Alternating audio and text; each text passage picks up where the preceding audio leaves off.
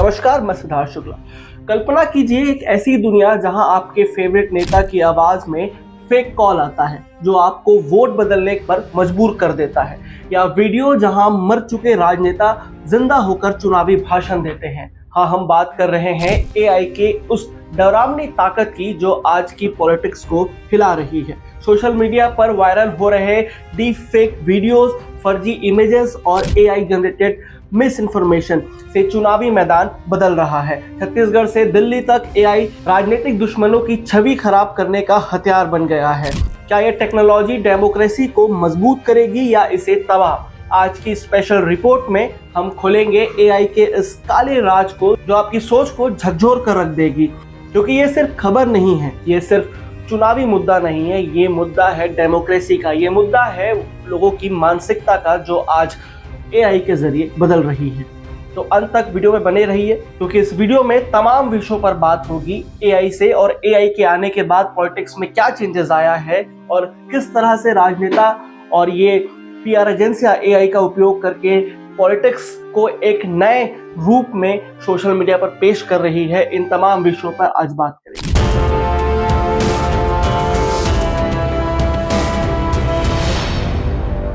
पिछले कुछ सालों में हमने देखा है कि कैसे चुनावी राजनीति में एआई को इस्तेमाल बड़े पैमाने पर किया जा रहा है। साल 2024 के आम चुनाव इसका सबसे ताजा और बड़ा उदाहरण बन चुके हैं। देश भर में हजारों की संख्या में डीप फेक वीडियो और ऑडियो सोशल मीडिया पर तैरने लगे हैं। कहीं नेता ऐसी बातें कहते दिख रहे हैं जो उन्होंने कभी कही ही नहीं है, तो कहीं मृत नेताओं को चुनावी भाषणों में जीवित कर दिया गया है। टेक्नोलॉजी की ये ताकत कुछ लोगों के लिए आकर्षक थी, तो वहीं लोकतंत्र के लिए सबसे बड़ा खतरा भी दिख रही है।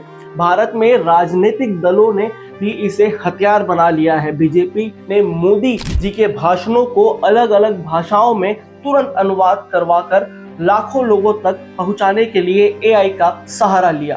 दूसरी तरफ विपक्षी दलों ने भी डीप फेक और एआई जनरेटेड गानों, पैरोडी वीडियो और प्रचार सामग्री का इस्तेमाल कर जनता की विचारधारा को प्रभावित करने की कोशिश की है। मगर असली चिंता तब बढ़ती है जब इस तकनीक का इस्तेमाल किसी नेता की छवि खराब करने के लिए किया जाता है। छत्तीसगढ़ इसका सबसे बड़ा और ताजा उदाहरण है, जहां पूर्व मुख्यमंत्री भूपेश बघेल को सोशल मीडिया पर सौम्या चौरसिया के साथ गलत तरीके से जोड़कर पेश किया जा रहा है।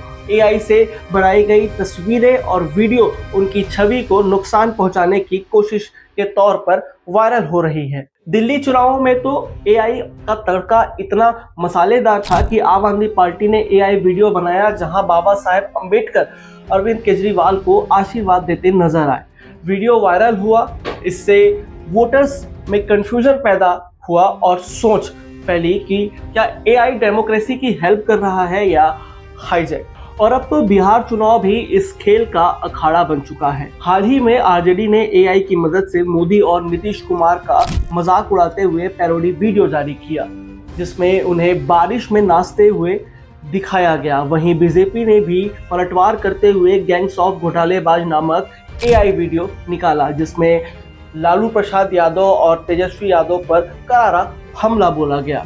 चुनाव आयोग इस पर बार बार चेतावनी दे रहा है कि अगर एआई का दुरुपयोग हुआ तो कड़ी कार्रवाई होगी, लेकिन डिजिटल मैदान में यहां रोकना अब आसान नहीं दिख रहा है। एआई की ये ताकत लोगों की मानसिकता को गहराई से प्रभावित कर रही है। किसी नेता का भाषण देखने के बाद हम यहाँ सोचने लगते हैं कि क्या सच में उन्होंने यही कहा था।